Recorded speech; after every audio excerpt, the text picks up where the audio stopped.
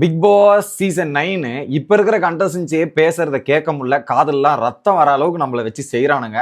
இதுல wild card என்ட்ரியா இந்த வாரம் வேற நுழையிறானுங்க. இருக்கிறது ஒரே ஒரு வழி, அவனுங்க தான் வந்து இந்த சீசனை காப்பாற்றணும்.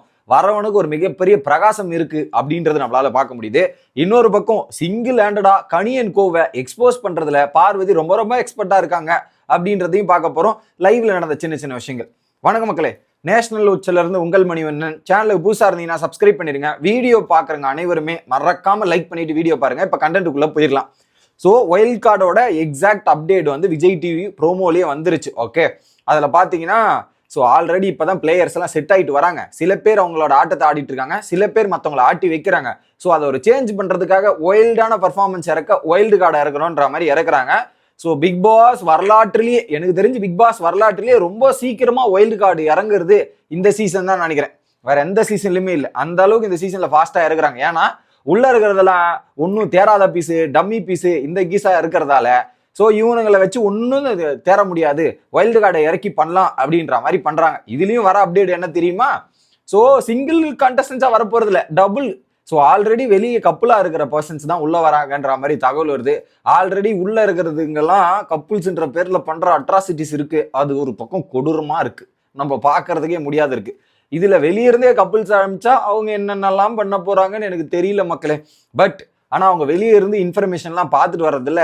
ஸோ அவங்க இவங்க பண்ற மாதிரி அந்த அளவுக்கு போக மாட்டாங்கன்ற ஒரு சின்ன நம்பிக்கை இருக்கு. பார்ப்போம். எனக்கு தெரிஞ்சு இந்த சீசன்ல ஒயில்டு கார்டுக்கு ஒரு பெரிய வாய்ப்புகள் இருக்கு. ஓப்பனா சொல்லணும்னா டைட்டில் அடிக்கிறதுக்கு பெரிய வாய்ப்பே இருக்குதுமா அப்படின்ற மாதிரி தான். ஏன்னா 3 வாரம் கடந்த நிலையில எல்லாரும் ஒரு ஃபேன் பேஸாவது செட் பண்ணிருக்கணும், இன்ட்ரெஸ்டாவது கிரியேட் பண்ணிருக்கணும். இது வரைக்கும் எவனுக்கும் ஒரு ஃபேன் பேஸ் கிரியேட் ஆகல, ஒரு இன்ட்ரெஸ்ட்டுமே கிரியேட் ஆகல.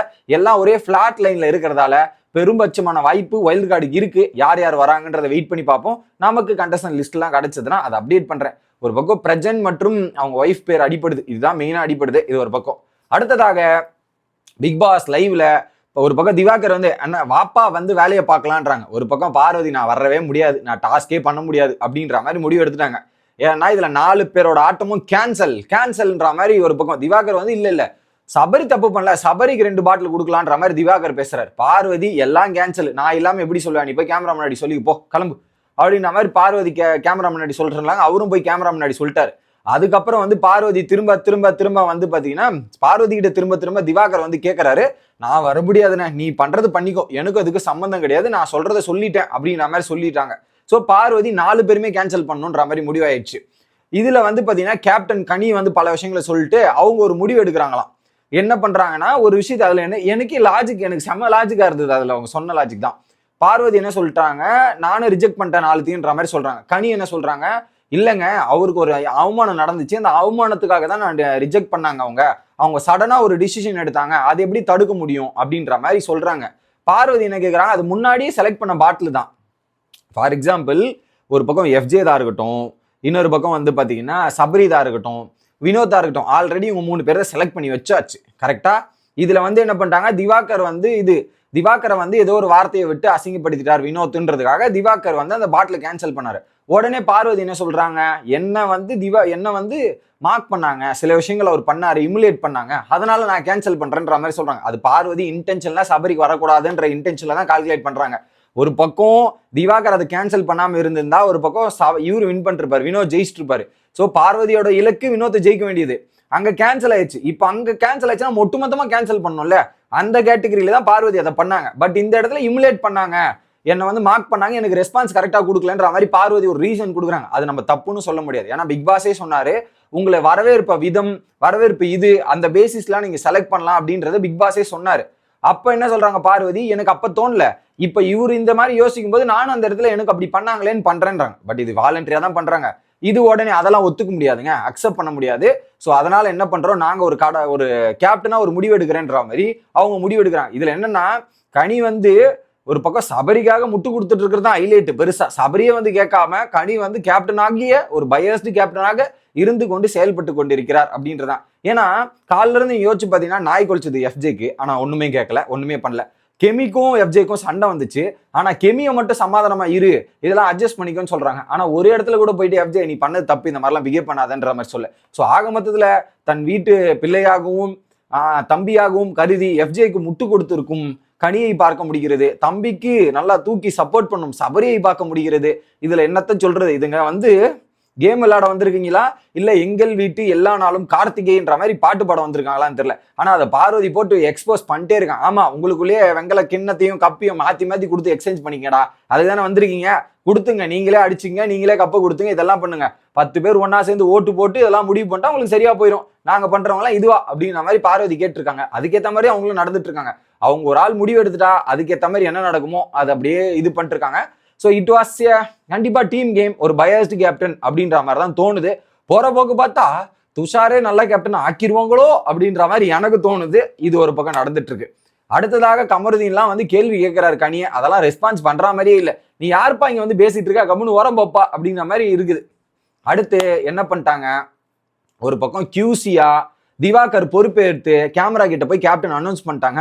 ஏன்னா captain Kanina big pass forward வரல, அனௌன்ஸ் பண்ணி அடுத்த கியூசி ப்ராசஸ் நடக்கும்ன்ற மாதிரி சொல்லி இப்போ கியூசி ப்ராசஸ் ஸ்டார்ட் பண்ணி ரம்யா ஜோக்கு செலெக்ஷன் ப்ராசஸ் நடந்துட்டு இருக்கு. இதுக்கு நடுவில் வந்து ஆதிரையெல்லாம் வந்து ரம்யா ஜோ வேற போடுறோம், இது இப்படி அப்படின்ற மாதிரி சும்மா விட்டுருமா, நாங்க வந்து நடுவில் ஏதாவது பண்ணுவோன்ற மாதிரி ரம்யா ஜோலாம் வந்து நடுவில் ரம்யா ஜோவோட கியூசியில இவங்கெல்லாம் வந்து இன்டரப்ட் பண்ணி சில கமெண்ட்ஸு சில விஷயங்கள்லாம் உட்காந்து பண்ணிட்டு இருக்காங்க. ஆக மொத்தத்துல அந்த ஒரு குரூப் என்ன முடிவு எடுக்குதோ அதுதான் இந்த வீட்டுல நடக்கும். அதுக்கு அடிப்பணிய தலைவன் தலை தனி இருக்காங்க, அவங்க எல்லாத்தையும் சூப்பராகவும் தரமான ஒரு சம்பவத்தை பண்ணி கொடுப்பாங்க அப்படின்ற எதிர்பார்ப்புகளோட நடந்து கொண்டு போய்கொண்டு இருக்கிறது பிக் பாஸ் சீசன் 9. ஸோ இன்னும் 2 நாள், கிட்டத்தட்ட இன்னும் 2 நாள் இருக்கு. வியாழக்கிழமை இருக்கு, வெள்ளிக்கிழமை இருக்கு. இப்பயே இவ்வளவு விஷயங்கள் நம்ம பார்க்கறோமே, இன்னும் போக போக அவங்களோட கேப்டன்சில என்னெல்லாம் பார்க்க வேண்டியது இருக்குன்றது பார்க்க வேண்டியது இருக்கு. பட் இவங்க எடுக்கிற முடிவெல்லாம் நமக்கு சாதகமா இருக்குடா அப்படிங்கிற மாதிரி 2 குரூப் ரொம்ப சந்தோஷத்துல இருக்கும். அந்த 2 குரூப் யாருன்னா, ஒரு பக்கம் ரம்யா ஜோ, இன்னொரு பக்கம் யாரையோ பேர் வர மாட்டுச்சு, சுபிக்ஷா. இவங்க 2 பேர். ஏன்னா அவங்க 2 பேரையும் தெளிவா பிளான் பண்ணது என்னன்னா, இது பிளான் பண்ணது என்னமோ ரம்யாவுக்கு போகணும் தான் பார்வதியும் இவங்களும். அதுல ரம்யா கூட டபுள் கேம் விளையாடலாம், நான் இப்படி பேசிட்டு அந்த பாஸை நான் கொடுக்காம வச்சுக்கலான்னு கூட யோசிச்சாங்க. அந்த பிளான்லாம் நடந்துச்சு. இப்ப என்ன ஆச்சு, கடைசியில வர வைக்கணும்ன்றதாங்காட்டியும் பார்வதி திவாகர் சண்டை போட்டதுல லாஸ்டா 2 டீம் போனதுல அவங்களுக்கு ஒரு பெரிய பெனிஃபிட். அவங்களோட பாட்டில்ஸ் எதுவுமே வெளியே வரல, அந்த ஜூஸ் பாட்டில்ஸ் எதுவுமே வெளியே வராம உள்ளே வச்சு பாதுகாத்தது அவங்களுக்கு ஒரு பெரிய பெனிஃபிட்டா போச்சு. அவங்க பொறுமையா லேட்டா வந்தாலும் லேட்டஸ்டா வரன்ற மாதிரி வந்து ஒரு நிறைய விஷயங்கள் அங்க செலெக்ஷன் நடந்துட்டு இருக்கு. இதுக்கு நடுவுல சுபிக்ஷா மற்றும் எஃப்ஜேக்குள்ளேயே நிறைய வாக்குவாதங்கள், மோதல். இதுல குறிப்பா எஃப்ஜே கரண்டி யூஸ் பண்ணிட்டாங்க, இது யூஸ் பண்ணிட்டாங்கன்னு கம்ப்ளைண்ட் பண்ணி இவங்களே ரிஜெக்ஷன் பண்ணோம், நான் மட்டும் ரிஜெக்ஷன் போனா இப்படி இவங்களே ரிஜெக்ட் பண்ணணுன்ற மாதிரி பல சண்டைகள்லாம் போட்டாரு. இதுக்கு நடுவுல சுபிக்ஷாவும் வந்து பாயிண்ட்லாம் பேசிட்டு போனாங்க. ஆனா எனக்கு ஒரே ஒரு கேள்வி, எஃப்ஜே வெளியே போய் வித்துக்கிறேன், இந்த டாஸ்க்லயே பார்ட்டிசிபேட் பண்ண மாட்டேன்ற மாதிரி வாய் பேசின எஃப்ஜே அவ்வளோ வாய் பேசிட்டு அவ்வளோ ஆட்டிடியூவா இருந்துட்டு எதுக்கு இந்த டாஸ்க்ல வந்து பார்ட்டிசிபேட் பண்ணும்? அவ்வளோ வாய் பேசுனீங்களா, என்னால பண்ண முடியாது, இதெல்லாம் பண்ண முடியாதுன்னு. ஒவ்வொரு கேரக்டர் ஒவ்வொருத்தர் பண்ணும்போது நீங்க பண்ண வேண்டியதானே உங்களோட கேரக்டர். அவருக்கு ஏற்ற மாதிரி இடத்திற்கு ஏற்றார் போல் மாறி நாங்க இருப்போம் அப்படின்ற மாதிரி ஒரு மெஜாரிட்டியை வச்சு பண்ணிட்டு இருக்காங்க. ஸோ அடுத்த வீடியோல வந்து சந்திக்கிறேன். Bye guys.